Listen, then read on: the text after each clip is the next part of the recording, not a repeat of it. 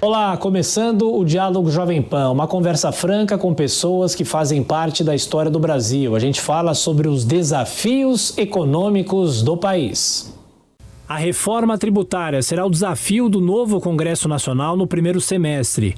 As condições políticas estão dadas, mas ainda falta consenso entre os estados.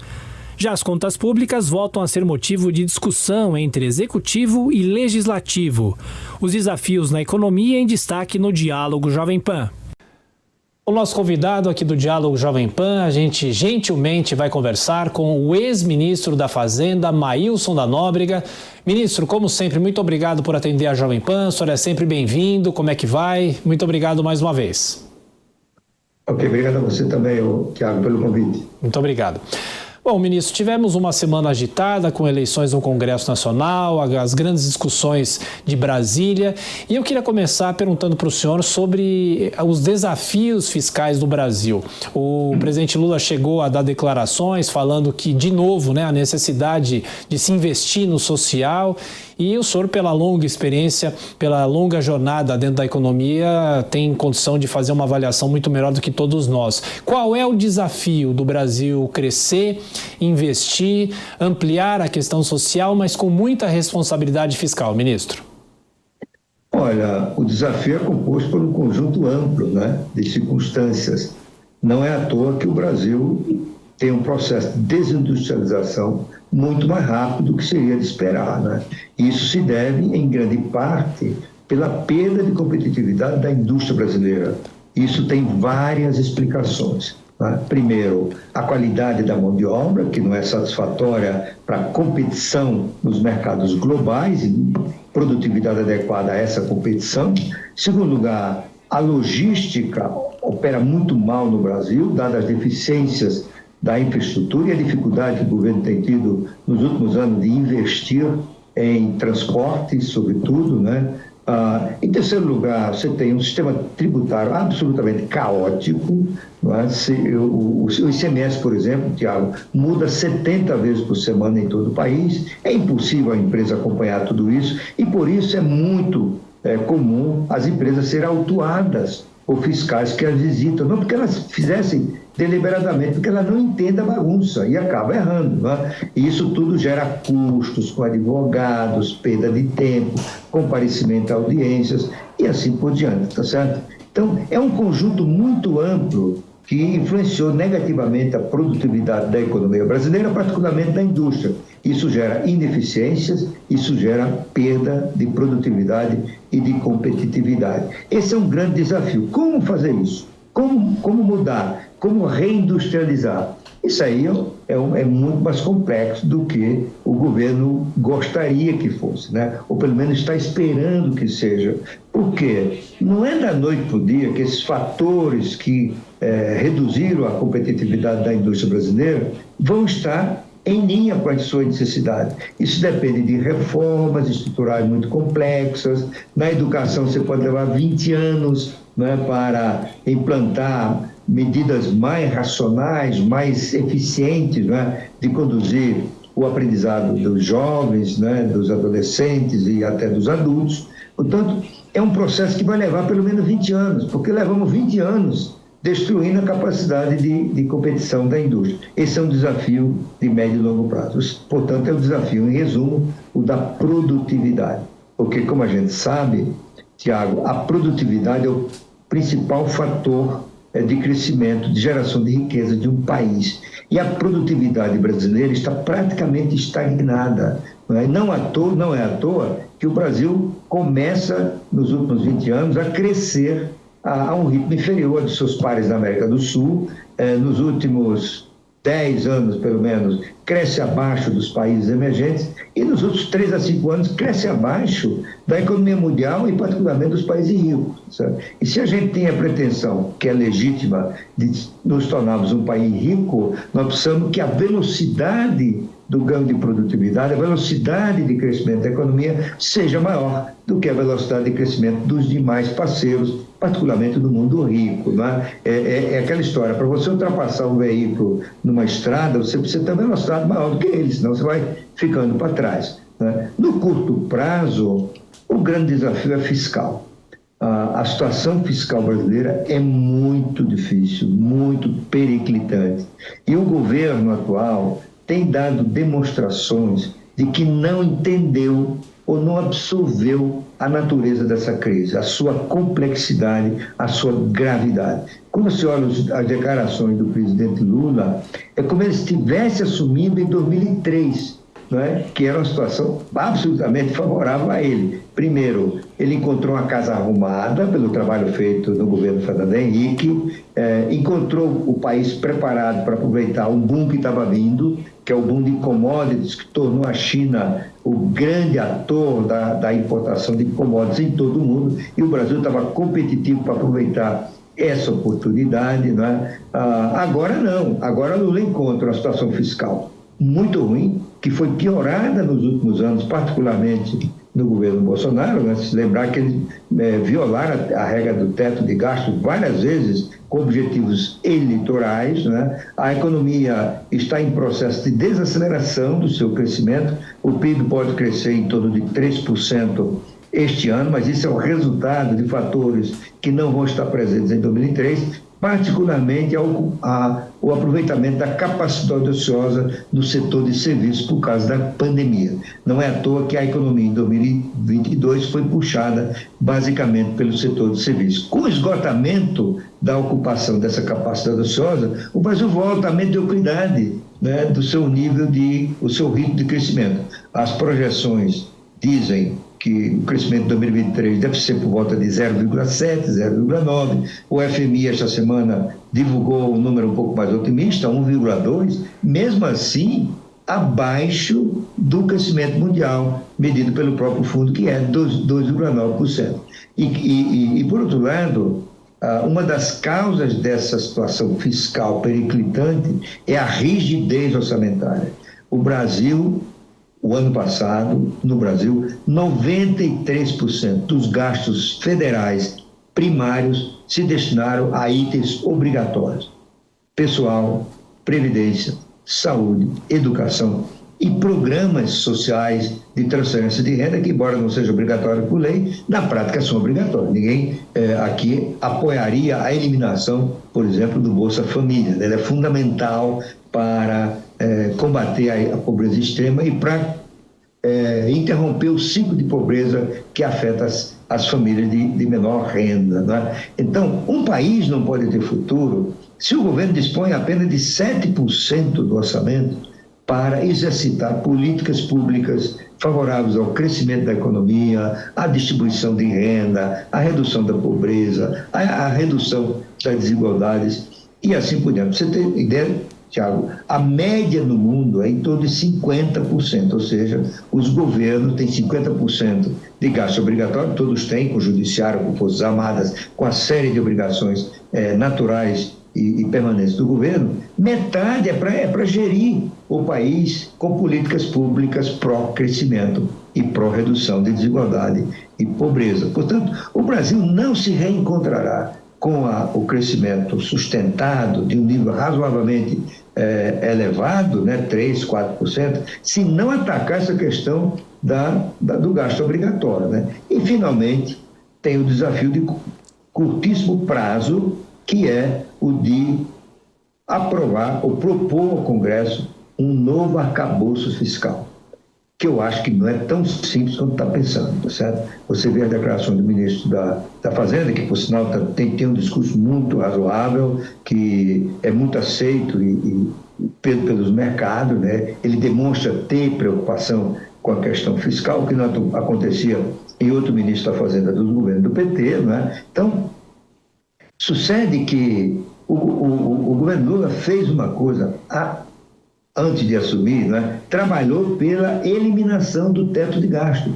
E, a meu ver, foi um erro enorme, que, claro, o Congresso adorou fazer essa eliminação, porque o Congresso quer que tenha mais dinheiro para emendas parlamentares, para as suas comunidades, para as suas bases eleitorais e assim por diante. Não é? Então, qual vai ser essa âncora fiscal? Qual vai ser esse arcabouço fiscal? Tem pelo menos 3 ideias circulando aí dentro do governo, no mercado. A primeira seria adotar uma meta para a dívida pública. Não é? Eu acho que é um âncora fiscal muito frágil, porque a dívida pública, a sua trajetória, é algo que o governo não controla.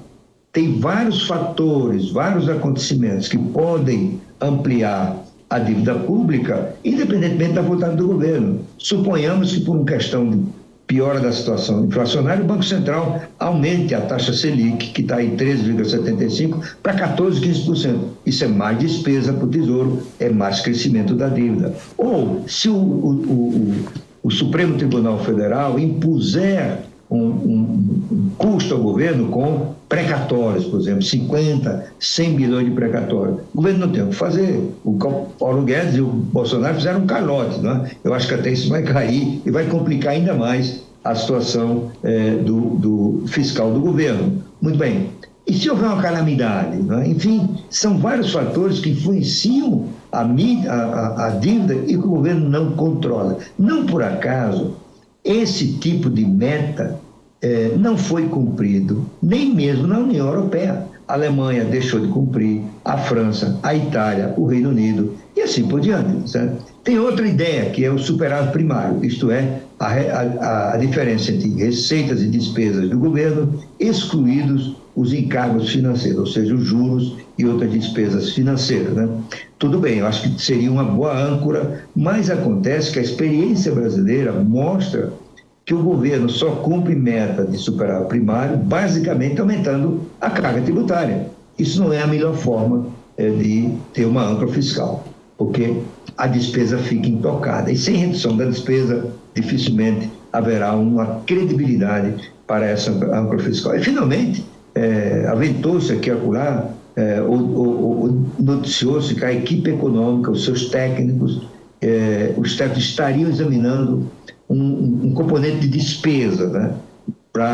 Eu acho que está correto. Só que tem alguns problemas. Primeiro, seria por uma lei ordinária e não por emenda constitucional. Portanto, não tem a força política que tem o teto de gasto. Em segundo lugar, houver pressão aqui e acolá, isso pode ser mudado por uma medida provisória, certo? Terceiro lugar, tem que convencer o Lula a mudar de discurso, porque ele chamou o teto de gasto e um teto, mesmo da despesa, sem ser por medida constitucional, é um teto para a despesa. Porque o Lula disse o seguinte: o teto de gasto é uma estupidez, não é? Na verdade, a meu ver, estupidez é achar o teto de gasto uma estupidez, né? Então, muita coisa vai acontecer. E o governo fez algo que eu não teria feito, que é antecipar o compromisso. Então, o compromisso do governo é propor essa regra em agosto. O ministro anunciou que vai fazer em abril. Seria ótimo se ele tivesse, né, uma bala de prata que resolvesse todas essas questões complexas, né? Claro que temos que dar o benefício da dúvida, o pessoal que está lá com ele é muito competente, o Tesouro Nacional é composto de um funcionário de altíssima capacidade e de experiência, capacidade intelectual e de experiência na área que eles trabalham. O governo corretamente está buscando o apoio de organizações multilaterais, por exemplo, o FMI ofereceu ajuda e o Haddad aceitou corretamente, né? É até surpreendente que o ministro do PT aceite, né, uma ajuda do FMI para definir uma regra fiscal sem argumentar que isso é uma violação da soberania nacional, como comumente eles fizeram no passado. Por que o FMI é importante? Porque o FMI tem um departamento de assuntos fiscais muito robusto, com larga experiência de décadas nesse campo, conhece as situações fiscais de todos os membros do FMI, que é perto de 200, e conhece particularmente a situação brasileira. O FMI, o ano passado, fez um amplo estudo, né, com ideias e sugestões para atacar a questão fiscal no Brasil. Certo? Então, da capacidade de criar nessa confusão, nesse ambiente desafiador, uma âncora fiscal crível, dependerá o desempenho do governo nos próximos anos. Portanto, eu diria que a maior de todas o maior de todos os desafios do atual governo é desenhar, é projetar, é propor, é negociar essa nova âncora fiscal o arcabouço fiscal de que trata a emenda constitucional do teto da transição, da PEC da transição. Estamos aqui com o ministro Maelson da Nóbrega, que é ex-ministro da Fazenda. Ministro, o senhor fez um panorama muito importante em relação às contas públicas, os desafios do Brasil que nós temos, e em inúmeros momentos o senhor citou, claro, as questões tributárias, o manicômio tributário que é o Brasil.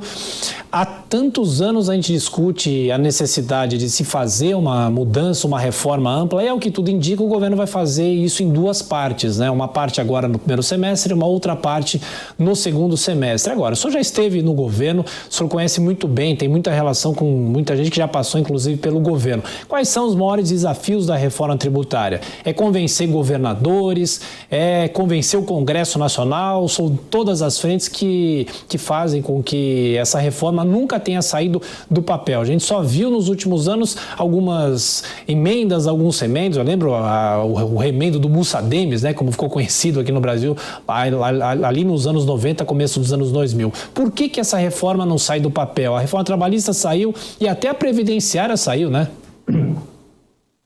Olha, Tiago, eu diria que o principal desafio é uma reforma da tributação do consumo, né? O Brasil foi pioneiro com a reforma tributária de 1965 na adoção do método de tributação do consumo pelo valor agregado, que é hoje adotado por mais de 160 países. Nós fizemos aqui o IPI e o ICMS, atual ICMS, são forma de tributação sobre o valor agregado, isto é, a cada etapa desconta-se o que foi pago no anterior e assim sucessivamente, o que elimina, né, a hipótese das cascatas, isto é, o imposto incidir sobre ele mesmo. Tá certo? E isso é fundamental para a produtividade, para a eficiência e para a competitividade das exportações, porque só esse tipo de tributo permite a desoneração total das exportações de tributos sobre o consumo. Né? E qual foi a grande dificuldade? Eu participei da primeira comissão de reforma tributária criada pelo governo federal para estudar esse problema, em 1983, quando eu era o secretário executivo do Ministério da Fazenda, da administração do ministro Hernani Galveias. Né? Fizemos eu, o Dornelles, o Ibrahim Eres, discutimos isso muitas vezes e não chegamos a nada, porque existia uma coalizão de veto a qualquer reforma. E qualquer reforma significaria unificar IPI, ICMS e ISS num único tributo. Né? Hoje, com a criação de contribuições, significa também o PIS e a COFINS. Não é? Então, sem a concordância dos estados, seria muito difícil, talvez impossível, avançar. Por que os estados eram contra? Porque os estados usavam o ICMS como meio de atrair indústrias para o seu território mediante a concessão de incentivo fiscal, um processo que ficou conhecido como guerra fiscal. Né? Então, os estados sempre foram contra, porque não queriam renunciar a esse poder de conceder benefícios fiscais e financeiros à indústria que viesse se instalar no seu território. O que mudou? O que mudou é que o sistema tributário do consumo ficou tão disfuncional, tão complicado, tão caótico, né? É um manicômio, como você disse, né? Que os estados começaram a perder também. É um jogo de soma negativo, todos começaram a perder. Além do mais, com as mudanças estruturais na economia, cada vez mais os serviços são a parte mais relevante da economia. Por exemplo, os serviços hoje representam em torno de 70%, 73% da economia brasileira. A indústria, menos de 20%. Portanto, essa base tributária, que no ICMS é basicamente indústria e comércio, foi encolhendo. E, portanto, o ICMS ficou condenado a ser um tributo cada vez menos relevante. Portanto, os estados aderiram, né, com entusiasmo a essa ideia da criação de um IVA nacional. Né? Que lá houve uma resistência de municípios, mas dos estados todos estão de acordo, né? Porque vão ganhar com isso. E o Brasil vai ganhar com isso. E, além do mais, tem outro fator, né? É que o economista Bernard Api liderou no Centro de Cidadania Fiscal uma equipe de alto gabarito que produziu o melhor projeto de reforma tributária do consumo desde as mudanças de 1965. Certo? Então está tudo pronto, foi discutida essa proposta no âmbito de comissões do Congresso, eles convocaram vários especialistas para discutir com ele, eu mesmo participei de uma dessas sessões, né? E é um terreno aplanado, está todo mundo de acordo. E, além do mais, já tinha o parecer pronto. Esta reforma não saiu no governo Bolsonaro porque o Ministério da Economia boicotou a reforma junto com Arthur Lira, esse que se elegeu esta semana por mais um período na Câmara dos Deputados. Os dois se juntaram, arquivaram o processo porque o Paulo Guedes queria criar a CPMF, ou um projeto só dele, que seria juntar PIS e COFINS. Já podíamos citar com esse negócio na rua, né? Portanto, eu acho que o ambiente hoje, Tiago, é muito favorável. Eu diria, deixou de ser um grande desafio. Agora é uma questão de articulação. E, para completar, o ministro Fernando Haddad, numa ação nota 10, na minha avaliação, convidou o Bernardo Abril, o próprio que liderou isso e que se articulou com o Congresso na época da tramitação do projeto, para ser um secretário especial de reforma tributária. Portanto, o API conhece o projeto, as pessoas que trabalharam, os canais de discussão no Congresso, ele tem articulação com todos os estados, com municípios, com técnicos da área do ICMS, do governo federal, os consultores do Senado. Eu acho que é uma figura perfeita, né, para auxiliar o governo, né, a conseguir a aprovação da reforma tributária. Dependendo, então, da articulação política, eu diria que essa reforma tributária é o projeto mais viável de ser aprovado em 2023. Com alguma sorte, competência, talvez já no primeiro semestre, pelo menos na Câmara dos Deputados. E essa reforma, só para concluir, é a mais importante para o crescimento, porque ela vai reduzir custos de transação, vai reduzir ineficiências. Os estudos estão mostrando que, em questão de 15 anos, essa reforma ampliará em 20% o potencial de crescimento da economia brasileira.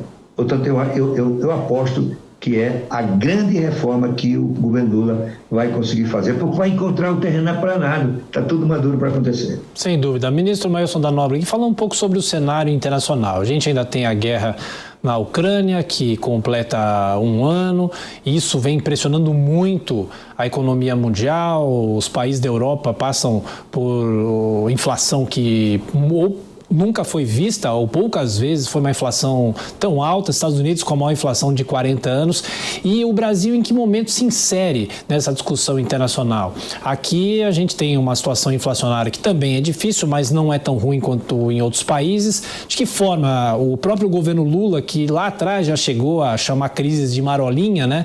Hoje nós teremos uma marolinha ou um maremoto?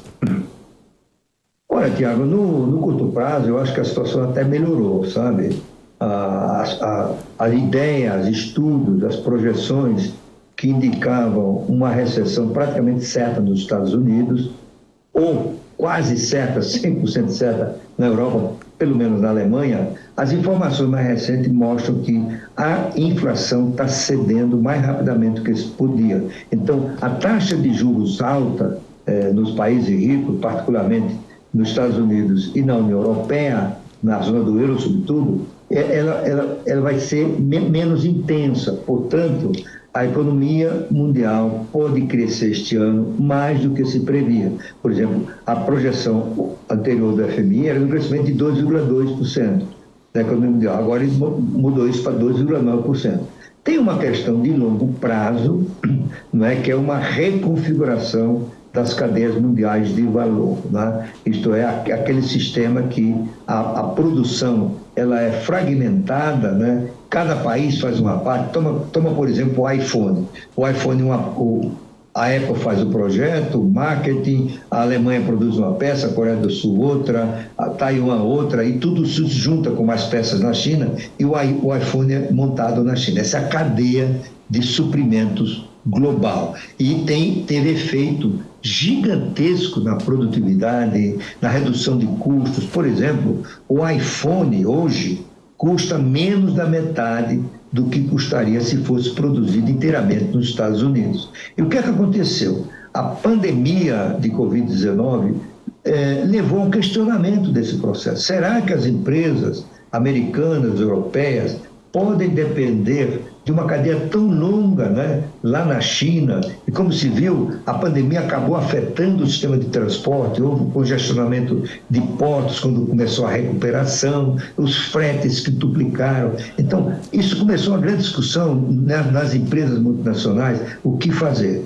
Então, surgiu uma palavra nova que é nearshoring, ou seja, produzir mais perto e não tão longe como lá na Ásia, né? Além do mais, com a presença cada vez mais marcante do Xi Jinping como líder autoritário, as sugestões que ele dá a entender que pode invadir Taiwan, né? A disputa, né, da hegemonia mundial entre a China e os Estados Unidos, né, que há uma tendência de ver a China cada vez mais do que um adversário no comércio mundial, até um inimigo, né, do ponto de vista político, né, surgiu uma outra palavra, friendshoring, ou seja, colocar a nossa cadeia em países que são amigos, né, e por aí afora, certo? Então, eu acho que essa reconfiguração que vai acontecer. Algumas coisas já estão acontecendo, por exemplo, parte da produção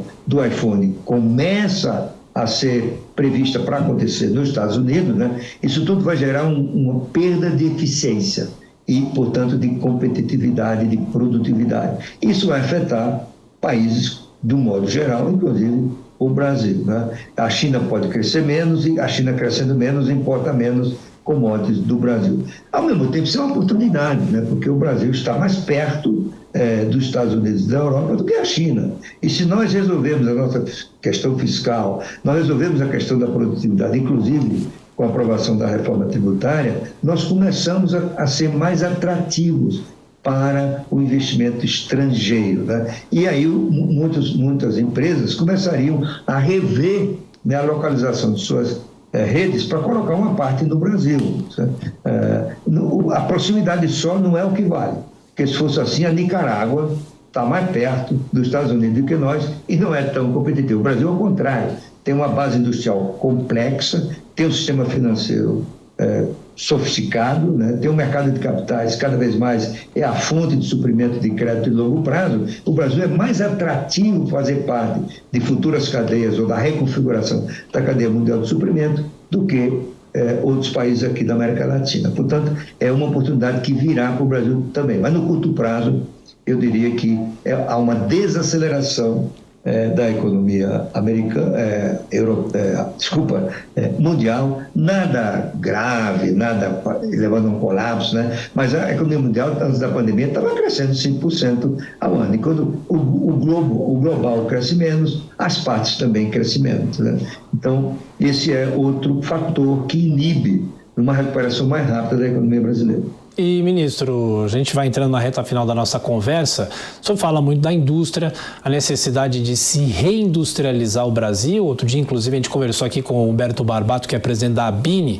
E, claro, que a indústria aposta nesse processo, mas como se reindustrializa o Brasil, sendo que a concorrência é muito grande e é aquela história do custo do Brasil que a gente fala, e isso tem a ver com a nossa entrevista inteira. Para que eu vou produzir aqui no Brasil se eu importo alguma coisa da China, que aí eu posso montar um equipamento aqui no Brasil? É um desafio, né? Olha, você falou bem, viu, Thiago? O seu diagnóstico é perfeito. Ou seja, a indústria brasileira não é que aconteceu uma catástrofe, um terremoto, não foi nada disso. Ela foi perdendo competitividade ao longo do tempo. É o que você falou, o chamado custo Brasil. E como eu falei antes aqui para vocês, esse é um processo lento, por natureza, vai levar muito tempo. Qual é o risco que a gente está correndo? É de este governo não perceber, né? Eu acho que tem gente que é competente para perceber, que essa é uma questão muito mais difícil do que se imagina, tá certo? Então, qual é a política industrial que vai vir focalizada nessa reindustrialização? A experiência mundial mostrou que as políticas industriais modernas são aquelas que focalizam a inovação. a eficiência, a produção, a ciência, a tecnologia. As políticas industriais do passado, sobretudo aqui na América Latina, era uma combinação de protecionismo com concessão de subsídio.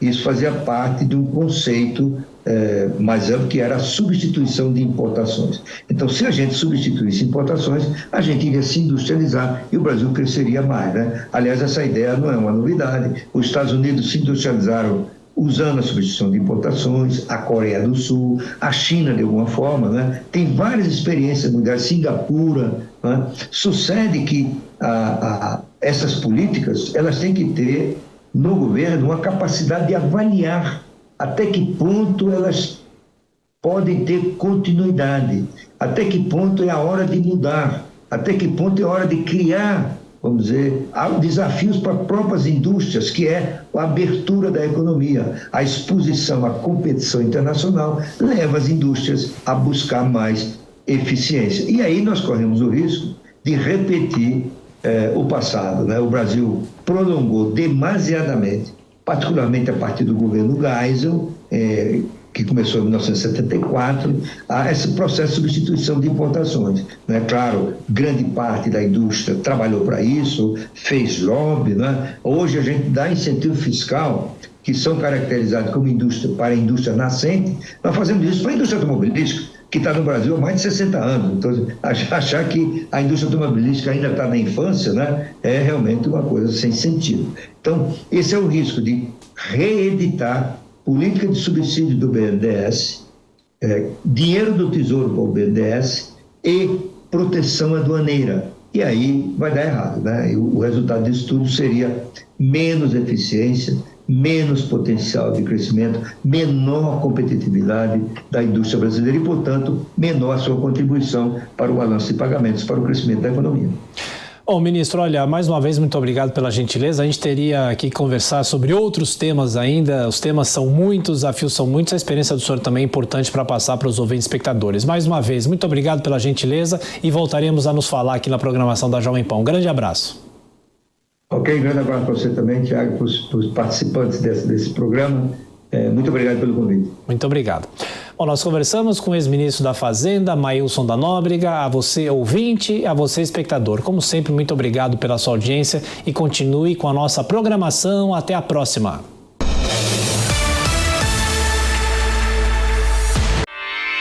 Realização Jovem Pan News.